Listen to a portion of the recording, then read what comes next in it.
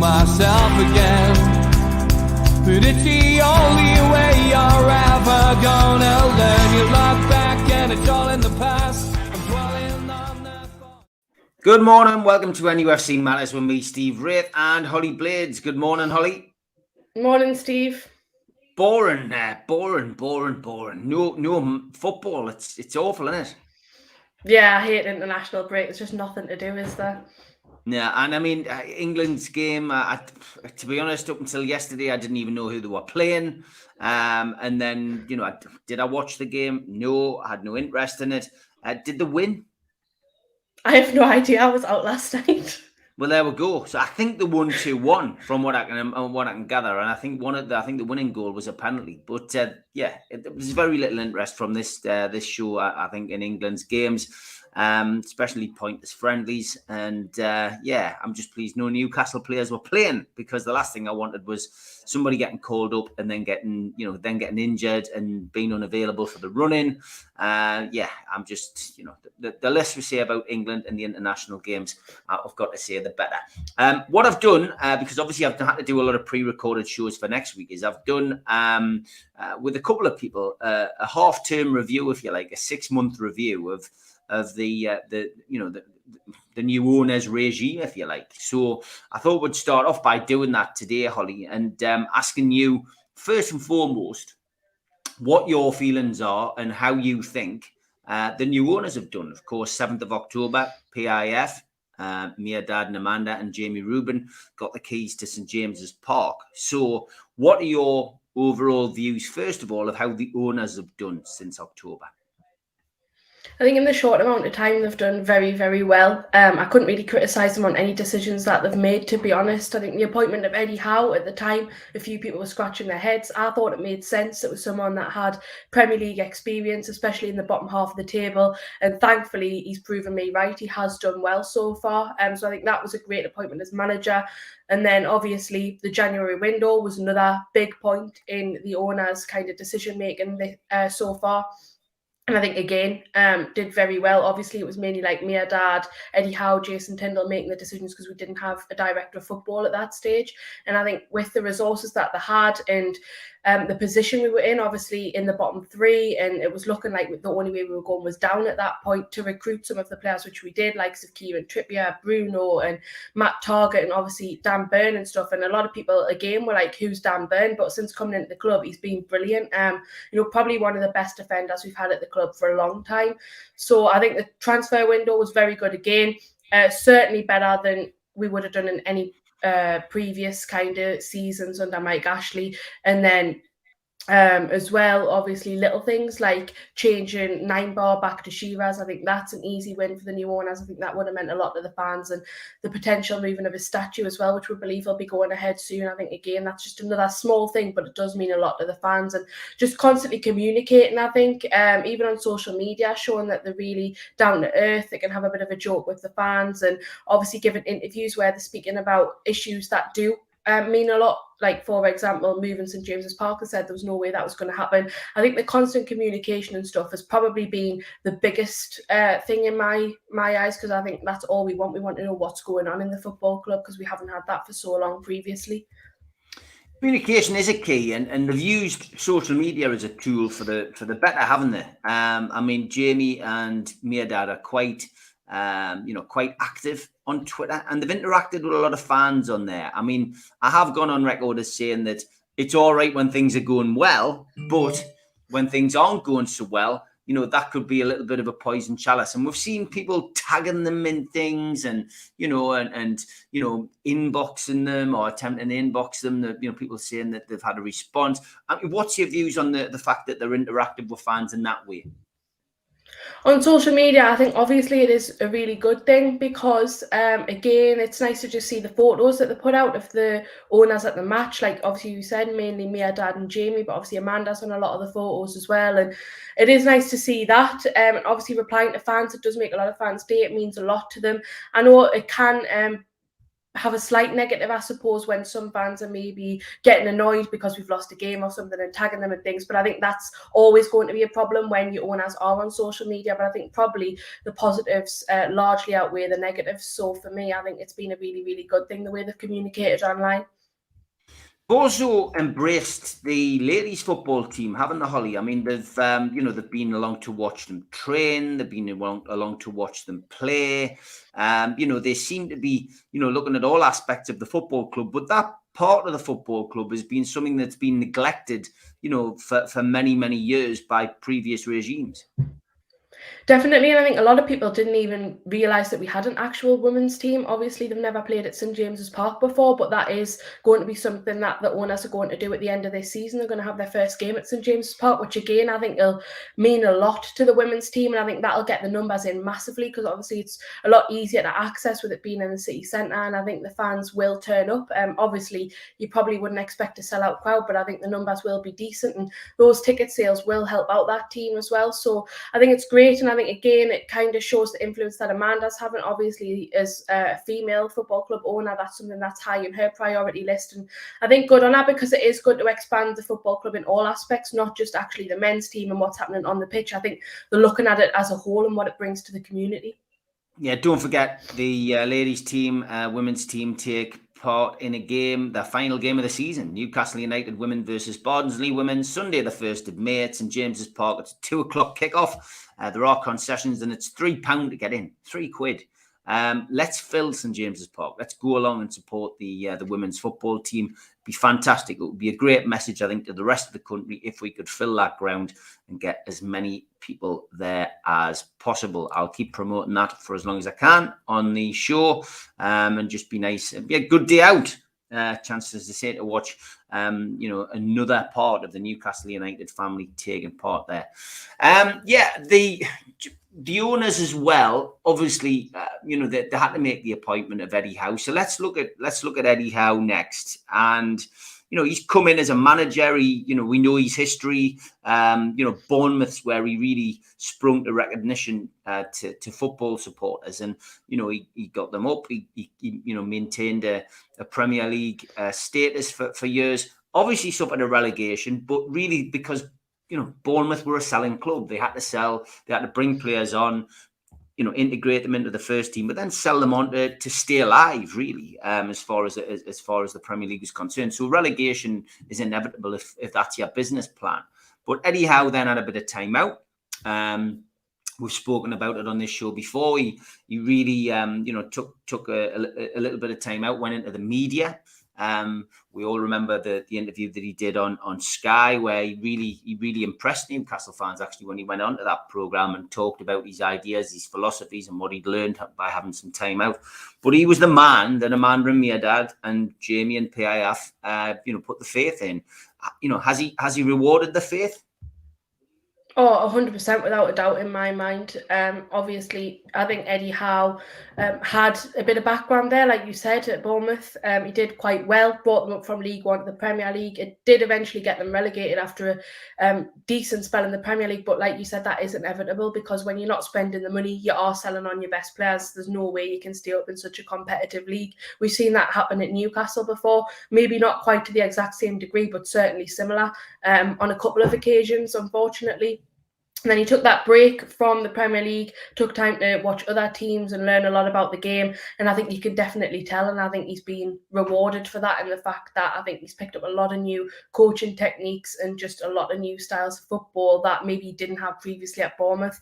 Obviously, coming in with his coaching team, it did take a little bit of time to get off the ground running. I don't think he hit the ground straight away. There wasn't really that new manager bounce, if you like. But certainly, I think after the January transfer window, that proved a pivotal point in the season. And with the new signings, which I think all 5 of them have made an impact in the season, we have obviously started to gather those points and climb the league. And up until the past 2 games, we were unbeaten this year. So I think that says everything you need to know about Eddie Howe. Obviously, we had to put up with Steve Bruce's insane ramblings at times when he was Newcastle United manager. Eddie Howe has come in and he's been like a breath of fresh air for me. What about you? Yeah, same here. Obviously on the pitch he's been good, but off the pitch as well, he's always spoke well. He's been given some challenging interviews, I think it's fair to say, being questioned about kind of politics in Saudi Arabia and stuff, which is a lot for any manager. Not really something he wants to have on his mind, especially when he's focused on getting us safe from being relegated this season. But he's always handled it so well, highlighted the fact that he is just there to obviously sort the football club out. That's something which is out of his hands. And every time he's represented the club well. And I think that is a refreshing change from Steve Bruce, because you often felt like he was embarrassing the club, whereas I think Eddie Howe represents the club very, very well. Yeah, I think so as well. I mean, the politics side of it was always going to be an issue. Was always going to dedicate. It was always going to dictate the press conferences in those early days. Just when you think it seems to be lessening off, obviously what's happened at Chelsea has brought it back to the forefront, and he's had to fend off those questions again. Do you think, you go to the games home and away like I do? Do you think that there is a change in style that Eddie Howe's brought? Are we getting better at certain things, such as defending or attacking? What stood out for you? What has Eddie Howe brought to the table? Are we better at set pieces? Definitely, I think set pieces and stuff is something which we've improved on. Corners, free kicks, everything. I think overall, because a lot of the times previously it felt like it was just a hit and hope. We'll just give it a go and hope something happens. And 9 times out of 10 it didn't. Whereas I think we have a lot more success. Recently the corners haven't been as good, but that happens. There's dips in how the form is, and obviously with certain players not available because of injury as well, that has an impact. But I think across the pitch, we're just more well drilled, and the defence has improved massively. I think when Eddie Howe came in my mind, I always thought it was going to be mainly the attacking side of things we'd see a massive improvement in, because that's the kind of football he plays. Whereas I'm actually very impressed by what he's done defensively, because I think now the defence has been the best it's been for probably 4 seasons, maybe. We did have a very good defence. That defence started to lack a little bit. I was questioning because maybe the fitness wasn't there anymore. Obviously, it's generally the same players and they are getting on a bit now. The aging does make a big difference, but a lot of players have improved massively, and I think he's getting the best out of every player. Key examples, Ryan Fraser and John Joe Shelby in my mind as well, further up the field. I think those 2 players have improved. I think everyone wants to play in his team, and I think that makes a big difference. Of course, in the attacking front, we have improved as well. Not scoring as many goals as he'd like in terms of strikers, but that's probably not, anything to do with Eddie Howard, because we don't really have the players available to do that job when Callum Wilson isn't there. But other players chipping in with goals has definitely helped us out, and I think across the pitch we probably have improved. Okay, that's enough on Eddie Howe. Let's talk about the players. January transfer window used to be very boring for Newcastle fans. Not a lot happened, but it was clear that we needed new additions into the squad this January, and we got them. So in no particular order, give us your half-term assessment, if you like, on those guys. Kieran Trippier has got to be the number 1 out of that January transfer window, although he did get his time cut a little bit short with that injury with his broken foot, which is so unfortunate because he was on such a good run and he came into the club, hit the ground running. Every game was brilliant. Those 2 free kicks, I think, will go down in the history books. They're both fantastic. Certainly something I'll remember for a long time, and you just hope he comes back after the injury. Obviously, it's good to see him back in training now and be just as good as he was before the injury, and I do believe that he will be. Obviously, he's a gifted player, but also I think the best thing about Kieran Trippier for me is the fact that he's a leader. Obviously, Jamal Lascelles, in my opinion, has been struggling on that front for quite a few years now, and I think Kieran Trippier is almost like another captain on the pitch without the armband. Okay, Chris Wood. Chris Wood is another one which I think splits opinion. Some of the fans like him, some of them don't. I think it's fair to say that Chris Wood works very hard. He does try hard. He does contribute as much as he can to the team. I think we always knew signing Chris Wood, he wasn't going to be a goal scorer striker. He wasn't going to get you 10 plus goals. And obviously we did overpay, so it was a bit of an underwhelming signing initially for me. But I think he has tried hard. He has made a difference. He's got other players involved. Obviously, he's got that 1 goal now, which is great. Not as many goals as I'd like to see a Newcastle striker score, but You can't fault him because he has made his difference. And by the end of the season, if we do manage to reach that safety, which I think we will, then I think he would have played his part, and fair play to him for that. Okay, Matt Target. Target again, brilliant player. Obviously, Aston Villa's player of the season last year. Madness letting him go, in my opinion, because he's better than anything they've got. But to see him come to Newcastle again, fit in straight away, look like he'd been playing here for years.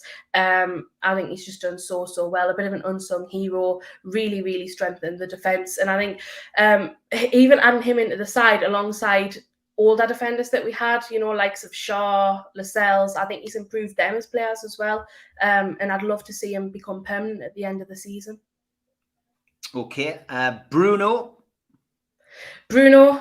He's probably the most exciting player of the window. I think a lot of people were looking forward to him. Obviously, a Brazilian international, someone who is a bit of a flair player, can really get you off your seat, a nice player to watch, which I think is a bit different to some of the other players that we signed. Obviously, not in a disrespectful way, but a lot of those players are more get you a job done, whereas Bruno will obviously kind of have that extra touch, have that really good pass that'll just make you think, wow. And he definitely has proved that he's got that skill.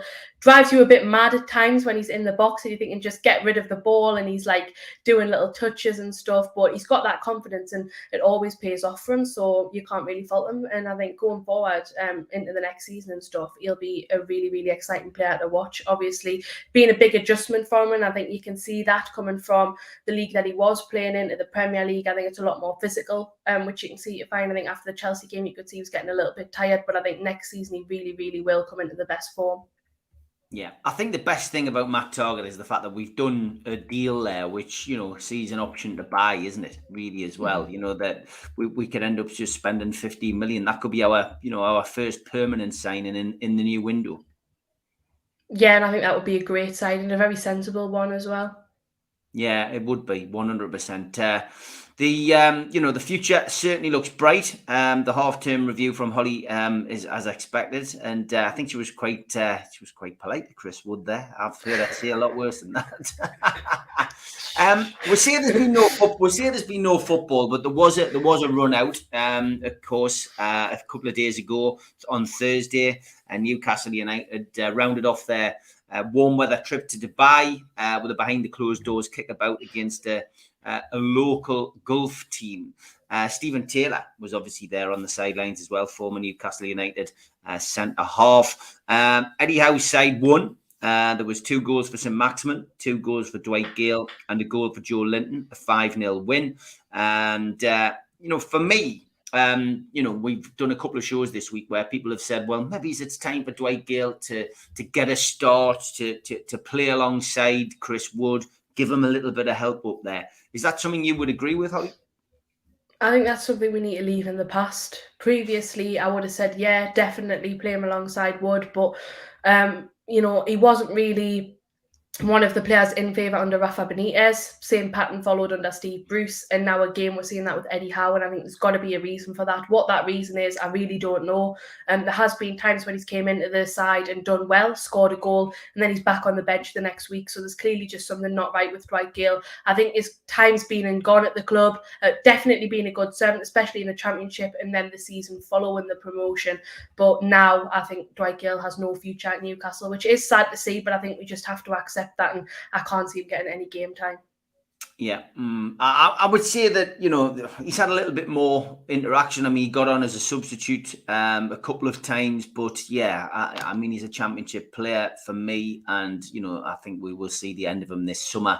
But, depending on how long it is before Callum Wilson is fit, I wouldn't be surprised if he does get a run out at some point. Paul Johnson, good morning. He says, morning, Holly. Good to meet you and your parents are coping with Cancer Northeast. So you were out hobnobbing it. Lee reckons you have a hangover. Tell us a little bit about, the event that you were at last night and what it was for, and, how did your night go? Yeah, definitely. I will just say to Lee, I certainly don't have a hangover. I was just drinking blueberry juice. So, unless someone spiked that, then I certainly don't have a hangover. But yeah, the party I was at last night was great. Obviously, it was good to meet Paul and everyone else at the charity. And obviously, thanks for inviting us along. Basically, it was for Coping with Cancer Northeast, which is a charity which obviously helps cancer patients and their families who are affected by it, more so like the mental side of it, because obviously, and I think a lot of people focus on how cancer affects people physically, but there is a lot of mental pressure put on people as well, not just obviously that person directly, but their families, because it is a worrying thing to go through. And I think it's just kind of breaking down that stigma, and they do a lot of work in the community, which is brilliant. And I was lucky enough to be approached by Coping with Cancer, and they asked me to be their ambassador for the charity, which I was delighted about, and that's something that I agreed to do. Obviously went along to that party last night, and there will be more coming out about that in due course. I know I'm going to be meeting up with someone from the charity to kind of introduce me almost as the ambassador of the charity. But yeah, they do great work, and obviously follow them on their socials as well. They're just Coping with Cancer NE. You can probably find them on my profile. I'll stick a tweet out later and tag all their socials, but definitely follow them because they help out a lot within Northumberland, Tyne and Wear, and like County Durham and the surrounding northeast areas. Absolutely fantastic. Well done. Great cause, and good to hear you being invited along as an ambassador. That is fantastic. Okay, we'll come to the chat now. Paul Oxley says, new owners need to get onto Castoria as the stock in the club shop is terrible. Yeah, I've heard some horror stories about Castoria.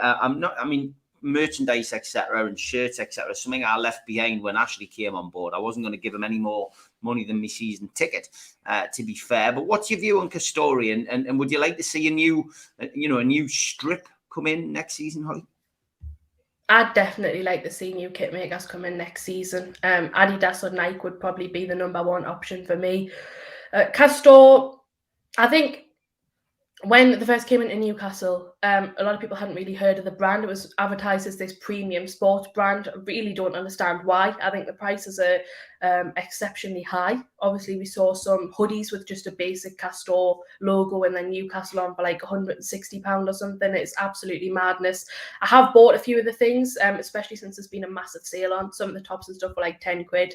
You don't mind paying 10 quid, but certainly some of the prices before that I wouldn't pay at all. I don't think the communication's been great with the fans, and obviously, like I've mentioned on previous podcasts, they've congratulated Wolves and Rangers, who they also make the kits for, when they're getting good results, and haven't congratulated Newcastle. So I think there has been a bit of a breakdown in the relationship there. A lot of fans have criticised them, and even down to small details, because I'm a big fan of shirts and stuff. Like you, I got less with the Ashley era. I love all the retro stuff. I do get a lot of retro shirts, but the just little things like the crest on the shirt, rather than being embroidered, it's just like a sticker, and I think it just overall makes it look cheap and tacky. And I just think when you're paying like £70 or something like that when it's full price, you really just don't expect those sort of things. So unless Castor up their game, I would certainly like to see us have a new kit sponsor going forward. Mm-hmm. Okay. Lee says, I don't know, the fact that they do speak will resonate with fans during sticky times. As working people, we just love transparency when the elites hide. So lovely and refreshing, just referring to Amanda and Mirdad's communication with the supporters, and of course Jamie Rubens. And he also finishes off with, they know that they've got an absolute treasure in their hands, which is true. Morning, John. Hope you're well. They also says that the tune gripped him as a youngster, and I was sold amidst successful teams like Man United, Liverpool, etc., where the general follow. Yeah, I think you're right, mate. It is very, very true that that this whole communication thing is massively important. It's massively important, and it's one thing that Newcastle fans have constantly cried out for under the previous owner, and haven't been able to break down that door of communication. But Amanda, Mirdad, Jamie, and the rest are all just really pushing it, and it's good to see. Like I said to the three amigos on Friday, that to see Stephen, sitting at the side of the training pitch this week in Dubai, and just being interacting. Stephen Miller, our top Paralympian, sitting at the training pitch, watching them, was great, wasn't it, Holly? Just to see that they'd invited him up to have a look, Yeah, it was great, and he was obviously delighted with that. We saw some of the photos on social media, and he seemed really, really pleased. And I think it does mean a lot as a Newcastle fan, and obviously he's got some great achievements in the Olympics, and the owners really just have time for people, and I think that's what you love to see. And just like even like half an hour of that time can mean so much to fans. So to see them just doing little things like that, inviting people along, I think that's great to see. And again, it just really proves that they care about people and they care about the fans. Anybody in the chat? John from QTech has got 50 pairs of tickets. 50 tickets. Or is it 50 pairs or 50 tickets? One of the two for the ladies' game. I think it's 50 tickets. But he's going to give the first pair of tickets for the ladies' game to give away in the chat today. So he's going to ask a question soon. So keep an eye out for that. Political bias. Trolls are always out, mate. They never sleep. And I don't see them. I just block them on social media. So, good luck to them. I hope they're having a great day. And I wouldn't disagree with you at all. Andrew says, good morning, Steve and Holly and Chatterers. Hi, mate. I hope you're well. Geordie Toombalay says, Bournemouth only got relegated because of the goal or no goal at Villa. Technology failed badly that day. Otherwise, Bournemouth would have been safe. Yeah, I mean, I still feel, unfortunately, that it was, just down to the factor as well that they had to sell players over that course of time. But, technology did let them down. You are very true there. Paul Oxley says, more popular than Rafa already, referring to Eddie Howe. Never heard the fans sing for a manager as much as Howe since Keegan. Rafa who, he says. Ooh, Holly, that won't go down well with you, will it? No, I think I just best not respond to that comment. Look, we sang Rafa's name at Everton, just to wind the Everton fans up, of course. But look, Rafa was an important man at an important time. Should never forget what he did. He was a good manager. We had a Champions League manager at Newcastle under Mike Ashley. We should never forget that. And Eddie Howe's come in at the right time for him, the right time for the club. Would Rafa have done any different? Who knows? It's a hypothetical, so it's pointless even discussing it, really. Howe has brought fitness and confidence, says Dino.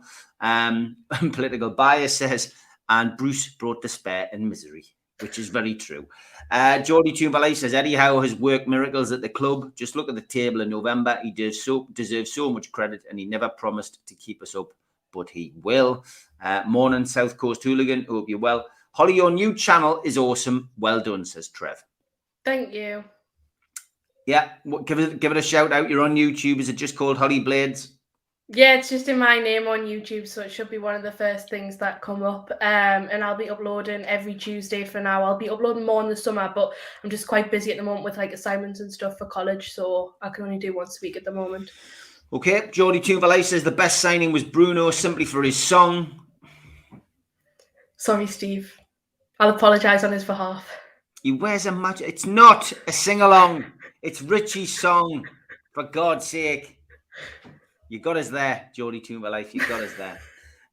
He's done well, Chris Wood, but would I play him next season? No. Paul, Chris Wood is definitely a man for this season, I think. He'll still be there next season, Holly, I think. And I've heard one or two say Wood won't be there, blah, blah, blah. But I think he'll still be there. He'll be part of the team. Will he be starting every week? I don't think so. But will he still be part of a squad? I do think so. Yeah, I think he'll be a squad player for sure. Obviously, they're not going to sign him for less than half a season. I think that would be very, very pointless. But you'd like to think that obviously he's not going to be the number one striker like he is currently, and we'll bring someone in that's got more of a goal scoring record. But certainly in the squad, I think he'll be there. Yeah, okay. Big shout out to our sponsor, Spider VPN, for all your internet security. Google Spider VPN. They are the boys to trust. Google them. They come up at the top of the Google search list. Thanks to skipsandbins.com. Telephone 0800 25 45 25 3. Email inquiries at skipsandbins.com. Website www.skipsandbins.com. Easy, contract free, and pay-as-you-go waste collection. Thanks to L&G Family Funeral Directors, 0191 389 7245. And a Garden of Healing Dispensary, CBD, hemp, and cannabinoid specialists, www.thegohd.com. Thanks to Arcot Interiors, who are based on Heaton Road. You can Google them and they come up at the top of the search list as well for all your kitchen necessities. And thanks to qtechshop.co.uk, the makers of pool tables and snooker tables in Wallsend, Newcastle, and also the guys who run our website. Thanks to ClearKai, meet the new game over screen, drop into a ClearRun device near you. Available on Apple Store, Google Play, and at clearrun.game. Thanks to Jab Signature. You can find them at jabsignature.co.uk. And Media Arts for all the video help that they give us. You want to subscribe? Then hit the Newcastle Legends logo in the bottom right-hand corner. You can subscribe for free. Hit the thumb up to like the video. Click share to your social media. And drop into the comments to speak to like-minded Newcastle fans or to put a question in. We're also available as iTunes, Spotify, and Podbean and other podcast providers. Usually goes up 24 hours after the show. If you want to become a member, then hover your phone over the QR code and it takes you straight to the membership application form. It's a £25 one-off fee, and you get a cup, a pen, a scarf, and a membership card, and you get entry into the free monthly draw. If you want to subscribe, as I mentioned earlier, then you can subscribe and then visit us at NUFCmatters.com to claim your free car window sticker. And please remember to donate to the NUFC Fans Food Bank, nufcfansfoodbank.co.uk. The match day bucket is operational 365 days of the year, and we are raising much needed funds for the food bank. Don't forget as well, we've got a live show coming up at the Marlborough Social Club, which is on Saturday the 9th of April, 12 noon. Tickets are a tenner from newcastlelegends.com, and get yourself along to that. It'll be a cracking event. Also got the Alan Shearer event coming up, 260dinner.co.uk is where you can go and buy your tickets for that. And we are still running the raffle, which is going to roll over again this week. Tickets are £5, nufcmatters.com.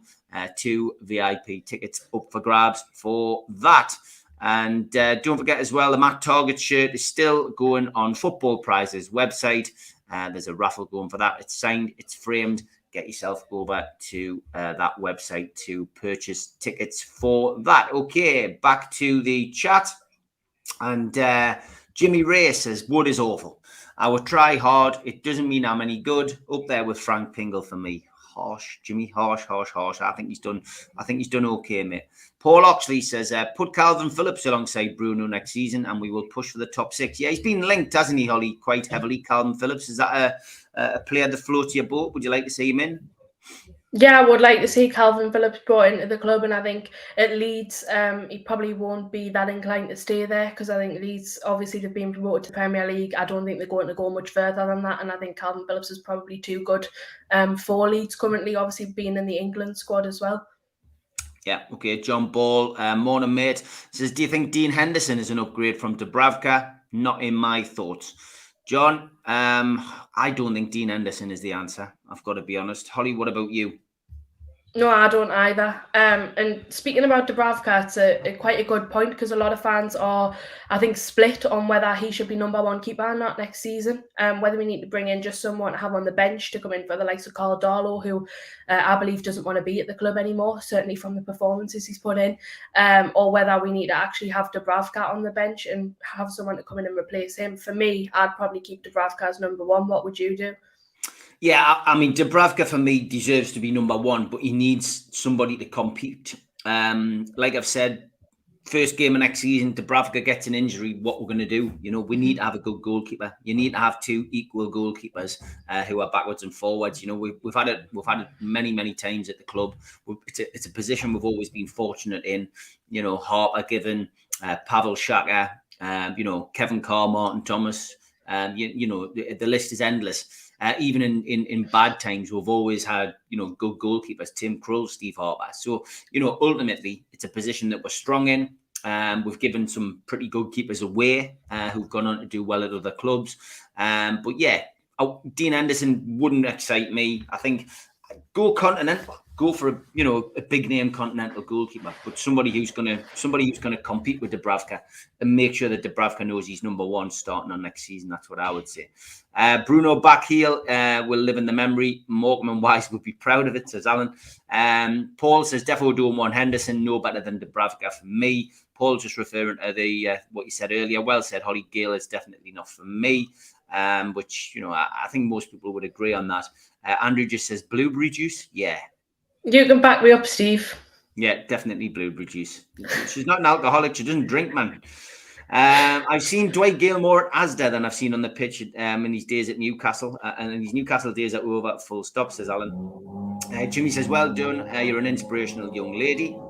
Thank you. Your charity work. Andrew, getting back to the Castoria tops, says, I think the only smart Castoria tops are the retro ones without sponsors, which look like a big number 4 on the front of home shirts with a massive design error. Yeah, they're not for me. I'm not a particular fan. Jimmy Ray says, Adidas for me. I haven't liked the kit since then. Crest should definitely be embroidered. What do you think, Adidas? Yeah, I'd love to see it, and I think it'll be a good little link in back with the more successful period under Keegan in the 90s as well. Yeah, good morning, Rachel. I hope you're well and having a good weekend. In the coming weeks, says Alan, I would like to see Dan Ashworth and a CEO at the club to bring the club up to scratch, sponsorship, etc. So important. Yeah, we do keep asking Liam Kennedy on the show any news on Dan Ashworth, but I'm not particularly concerned that this hasn't gone through. I think, it'll go through when it goes through, Holly.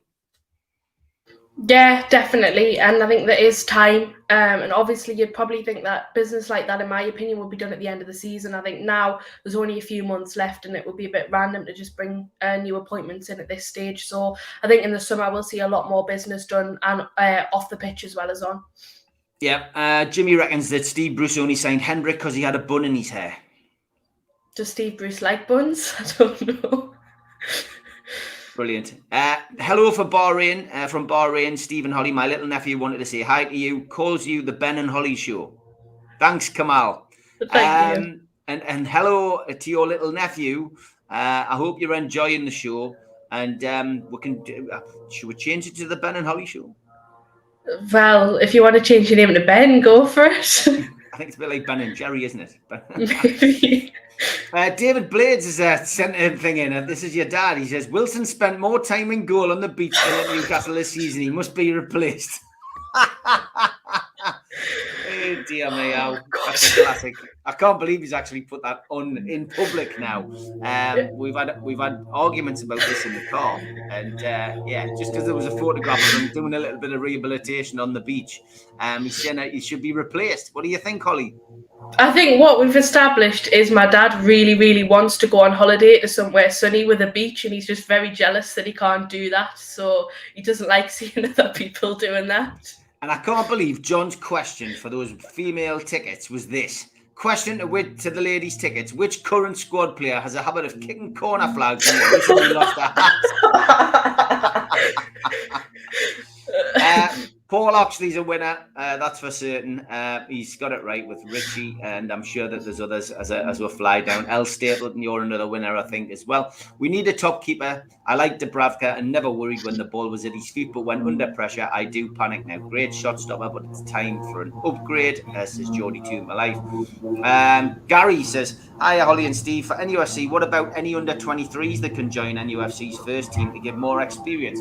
I mean, look, if they're good enough, they'll make it, Gary. I think that's my mindset on that, isn't it, Holly? I don't know what about what your views are, but if you're good enough, you will make it. I mean, Alan Shearer, 16-year-old, Wayne Rooney, 16, 17-year-old, Mike Owen, 16 or 17-year-old, right?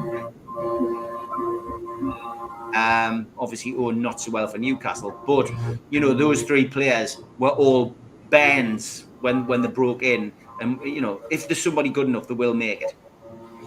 Of course, and I think the academy will be something that's prioritised a lot more under the new owners, and I think Eddie Howe's the type of manager that will bring youth into the first team when the time's right. I'm not surprised that he hasn't done it so far, because you can't really take those type of gambles and those type of risks when you're in a relegation battle. I think there's one or two in that team that I'd look to say probably have a chance, but to be honest, the under-23s, I used to follow them quite heavily, but since kind of COVID happened, I didn't watch them as much, so I think I'll definitely be back to doing that and hopefully can spot someone who I think will make it in the first team in a few years.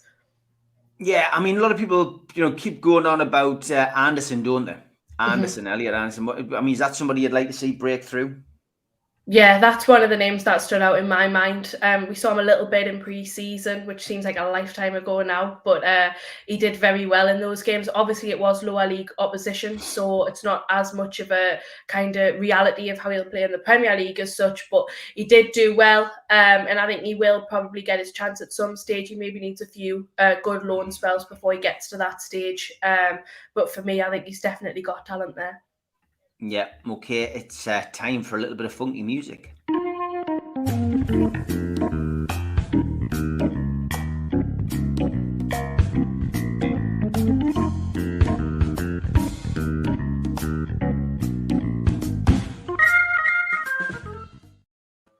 Great War Plate, where we get delicacies sent in, and at the end of the season, we're supposed to get them all together and try them. So here we go. This is from Noel. He goes, waffle burgers with cheese. You're welcome. I think that could be good. So a burger in a waffle. What's with cheese. potato waffles, so it looks like to me. Yeah. Yeah, so that's fine. If it was normal waffles, that'd be horrible. But I think potato waffles is good. Potato waffles is good. Yeah. So, I don't know about that. Like a bit of a mouthful. Well, it's like, you know how you have a burger and chips? It's like just saving the bread and just compiling it together, isn't it, really? I don't know about that. Like, Noel the Joker, I'm not sure about this. Holly, is this a yes from you? We've got to bear in mind this has got to be made and eaten. To be honest, I think it's a good idea, but I'm probably going to vote no because I don't think it's adventurous enough. Right, okay. Well, I don't like the idea. I like the idea. You like the idea. I might just try it in my personal life, aside from the end. Right, okay. So there you go. There's the answer. Holly's going to try it in her personal life. It's not going to make the final. It's not going to make the final group. It's not bizarre enough. But thank you for sending it in. Much appreciated. Anyone got any suggestions? The more bizarre, the better. Send them to me or Holly on Twitter.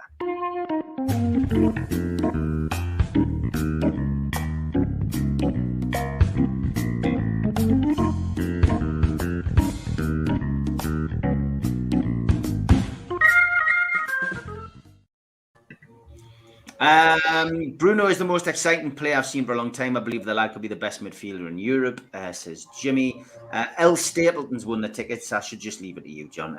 Congratulations, you won the tickets. Please email him at john@nufcmatters.com. Thank you, Tom. Hit the likes, everybody. It would be good. And Burgle Waffle, that's amazing, says Andrew. So clearly hits the spot with him. And problems with this. Yeah, I think somebody was doing some strumming outside of Holly's house. We still are. Yeah, them. Probably Dave. I think that's what it was. Alan Thompson says, Elliot Anderson is doing well at Bristol Rovers on loan. Don't forget Harry Kane was loaned out before he broke through with Spurs. Yeah, it's Joey Barton that is managing him as well. And I think he's compared him to one of the greats. I'm trying to think who it was now, but yeah, he seems to be doing very well, which is good. Andrew says he would have lettuce on the burgers and waffle. I like lettuce on normal burgers, but not on waffle burgers. Yeah, okay. L. Stapleton's given the tickets to Paul Oxley, who was next in. I can't actually leave the house, but couldn't resist answering. Thank you, L. Stapleton. That's very kind of you. John will sort that out. Good morning on this beautiful morning. I'm at Graft, so very late. Good morning, Alan. Jimmy says, I reckon that there are indigenous tribes in the Amazon looking at Rate My Plate and then deciding that widgety grubs aren't that bad. Roger, some of the suggestions I'd see is not far off. Roger, you're right. It was Maradona who Joey Barton had compared Elliot Anderson to. So there we go. Do you see any Toon players making the England World Cup squad? In an answer, no. Holly? Yeah, same here. Not happening. John reckons he'd also compared Anderson to Phil Foden. I hadn't seen that, but the Maradona one I definitely read because I think that was pushed out onto the Chronicle. Someone's talking a lot of waffle here. Yes, okay. Tottenham Hotspur, of course, is our next game, and it seems as if it's been a lifetime since we played. Is that somewhere where we can go and get 3 points, Holly? We've lost our last two back to back now. 1-0 at Chelsea, 1-0 at Everton. Should have got at least 4 points out of those two games on performance alone. But do you think we can go down to Tottenham and start another run? So far, we have an unbeaten record at the Tottenham Hotspur Stadium in front of the fans. Granted, we've only played there once in front of the fans, but I was there and Joe Linton scored the winner. Very, very good game. Can I see a repeat of that next weekend? Probably not. I don't expect us to get anything from that game. I think it'll be a tough game, especially at their place. At home, I'd have a bit more confidence, but I don't think it'll be a big win for Spurs. I think we'll probably get beaten narrowly by like 1-0, 2-1, something like that, but I can't see us getting any points out of the game. Roger says, surely Trippier's got to make the England World Cup squad. Maybe he's an outside bet. Depends how well he comes back from the injury, I guess. Yeah, that's what I'm thinking on as well. I don't know how well he's going to come back from that broken foot. Tom Dixon says, Holly, if you were Eddie Howe, which striker would you go for in the summer? We had Patrick Schick being mentioned on the Amigos on Friday. People saying that would be a great signing. Charlie Bennett on Twitter as well, who's been on our show a few times during the lockdown part of the broadcasts. He was saying that Patrick Schick would be a good shout. Any names that spring to mind? Strikers have got to be the hardest players to sign, and I think you'd have to look outside of the English leagues for that. I think you'd certainly have to go abroad because, honestly, I'd say there's not many good strikers within this league. And the ones that are half decent tend to be in, obviously, the top 6 teams. You'd be paying massive money, and would you be able to get those sort of players at this stage? I don't think so. A lot of people are saying, would you go for Harry Kane? I don't think that he's a bad striker, but I think that he's massively overhyped purely because he's English, and I think we could probably do better going abroad in the foreign leagues. I have a feeling I'm going to bring someone in who's relatively unheard of. I always thought Isak would be a good option, but that's looking less likely now.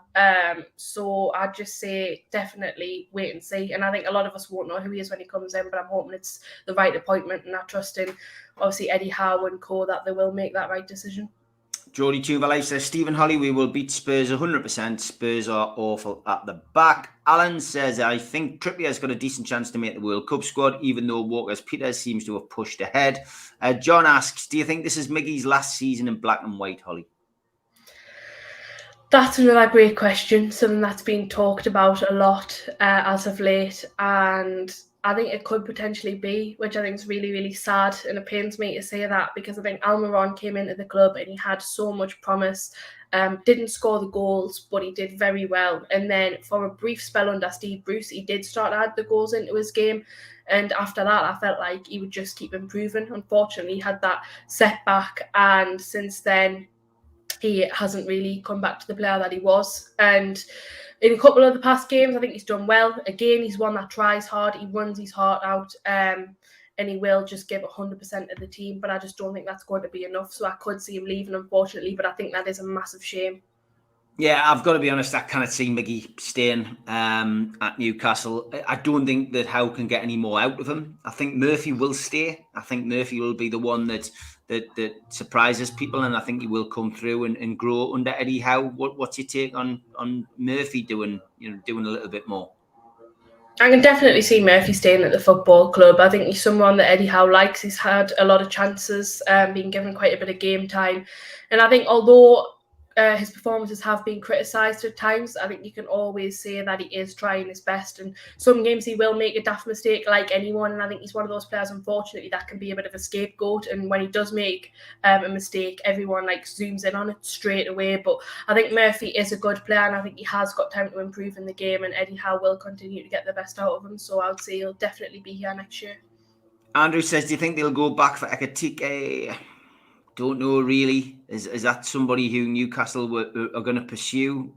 Possibly. Maybe, yeah. I think there's a few names that they could potentially go back in from the January window that we didn't manage to get over the line, but who knows, really. Tom, you're right. We've just got to keep Kane and Son quiet when we play Spurs. Easier said than done. Happy Mother's Day to everybody, by the way. Yes, and I have spoken to my mum today. She is still in hospital, but she is doing a lot better. So thank you for that, mate, and hope everyone's mum has a lovely day today. Miggy is a number 10. Play him there, and you'll see a big difference. He's no good on the wings. Wasted talent. Is that reasonable, Holly? Is it because he's not getting played in the position that he flourishes?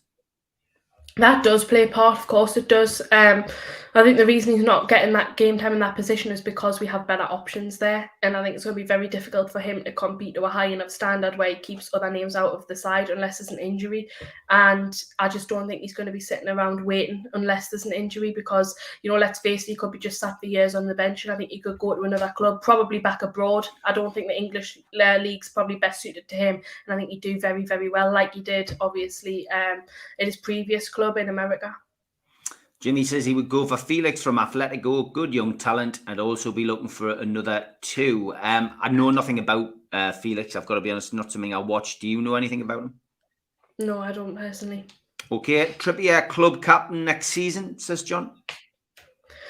I think it would definitely, he's got to be in with a chance. I understand why I didn't obviously change things around when he first came into the club, because that would have upset Lascelles, and I think Lascelles has stepped up a little bit, but Trippier's by far a more natural captain than Lascelles has ever been in my mind, so I think he's got to have that armband at some stage. Yeah, I think Trippier will be a natural shoe-in. I think he'll be maybe not club captain. I don't know. It depends what happens with Lascelles. But yeah, captain of some sort next season, John. I think you're right. I'd rather have Son than Kane. Interesting. What about you? If you had a choice of buying Kane or Son, Holly, who would you like? I prefer Son as a player. I think he is better. I think he's more talented, and I do prefer him both. The only reason I'd be inclined to go for Harry Kane is probably because, in the most selfish Newcastle United supporting mind ever, if he does happen to overtake Shiva's record, he has to do that at Newcastle. Yeah, it is a good point to make. Alan says Miggy would do well at Sunderland. Smiles a lot, runs a lot, but he's going nowhere. Yeah, very harsh. Not harsh at all. Andrew says, I've always said no regarding Kane, but I've changed my mind. I'd have him at the tune, but not for anywhere near 150 million. 150 million for Kane? Is that money well spent? That's really, really over the odds. But like I said, you just pay more for him purely because he's an England international. So Man City were going to pay that. They were going to pay that. But obviously they spent 100 million plus on Jack Grealish instead. So, you know, I don't think Newcastle will get hung out to dry on that kind of deal. I think they'll bring the right person in.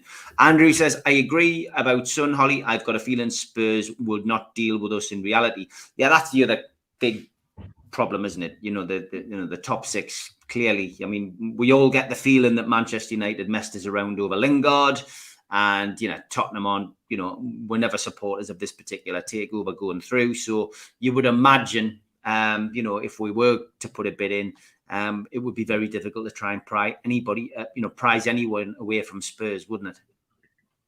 Yeah, that is another concern that we have, not just Spurs, but obviously the whole of the top six teams that did vote against the takeover.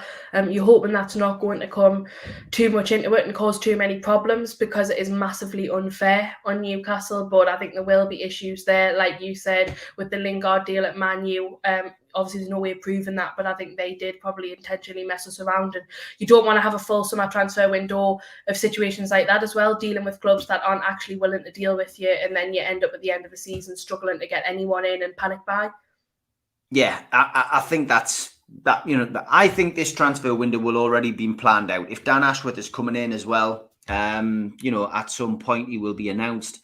I think he's already on gardening leave, of course. From Brighton, but I think he will have already, set about his task, and he knows what he wants. And I think he'd be in conversations with the likes of Steve Nixon, etc. already. And I think that moving forward, I think Newcastle's summer transfer window will be exciting, and I think it will already be at advanced stages about who they're going to speak to, what they want, what positions they need to strengthen in. I think Eddie Howe will be, involved in those, conversations as well. So yeah, I think I'm expecting an exciting summer. John says, on the coaching side of things, how much should we also be giving to Jason Tindall? Yeah, look, I think we've made a point, haven't we, Holly, of mentioning Jason Tindall on this show on a regular basis, because, it's not just about Eddie Howe. And of course, when Eddie Howe won Manager of the Month, he insisted on having a photograph taken with all of his coaching staff with the trophy. And I think he also, feels the same, that it's not a one-man team. He's got a good squad of people behind him. Yeah, of course, it's not a one-man effort. Without the back end of Tindall and all of the other coaching staff, he wouldn't have been able to get the point that he has, because you need people to work with the keepers, the defenders, and all the different players individually as well. You can't just you can't have one man working with, 25 players. It would be impossible. And to see him obviously give the recognition to those coaching staff on that photo was good to see. And I think Tindall as well, he stood out recently. I think probably at that, I might have been the Brentford game. He seemed to be very, very vocal in the dugout. And I think that's one thing I'm seeing. Not as much like a previous situation where we saw with obviously Steve Bruce and Graham Jones he's not on the touchline, but I think you can see him there, obviously having his say and making an impact in the game. Yeah, okay. Couple of more points before we finish. Jacob says, one-man team. Can one man make a team? He certainly isn't a one-man band. Yeah, he's not. Yeah, but that's what we're saying. You know, from our perspective, it's not a one-man team. He's got a big squad of people behind him, and he's doing rather well. No, I'm not getting housework done. There's no noise here at all. Holly's having somebody doing something in the back garden. They're finished now. One of our neighbours was doing something in the back garden, and you must be watching on delay, mate. So most clubs are worried about us. Holly and Steve, my thoughts are that being the big six owners don't want to spend money, and they know we will raising the price of the best players. Yeah, Alan, it will happen. Of course it will happen. But you know, there is rules and regs and financial stuff, and don't forget, I've said this many times, agents run football, Alan. Agents run football, and if we go in for a player and the club's trying to play silly buggers by not allowing them to go or overpricing them, the agents will have a say. Believe you me. So that won't be too much of an issue. Would you go for Lucas Paqueta from Leon? He's Bruno's friend. Yeah, he's been linked again, hasn't he? I don't know a great deal about him, but I genuinely feel that, you know, there will be that kind of thought process maybe to, you know, to bring somebody in, but they've got to be good enough, and they've got to be right on the pitch and off the pitch, Holly. Yeah, and I can't remember the guy's name, but I think previously, a few years ago, there was a player that Almiron constantly played with, and we were linked with him a lot, saying that he could be good to come in and play alongside him. And I think it's a similar situation now, obviously, with Bruno. And if he's as talented as Bruno, then I think that could be a very, very good option. But obviously, they'll have to make sure that appointment's right. Yeah, I agree. Okay, a quick prediction for the Spurs game, Holly. I'll go 2-1 Spurs. Yeah, I don't think Newcastle will win. I'm going to go 2-0 Spurs. Okay, that is my last live show. The lads will be back tomorrow at 7 o'clock, taking your calls on the fans forum. It's already set up. The link's down below on the description. No live shows now for a week. I will be back though on Monday. And Holly, good to speak to you. Enjoy the Spurs game. I'll be there in spirit. Take care. Take care.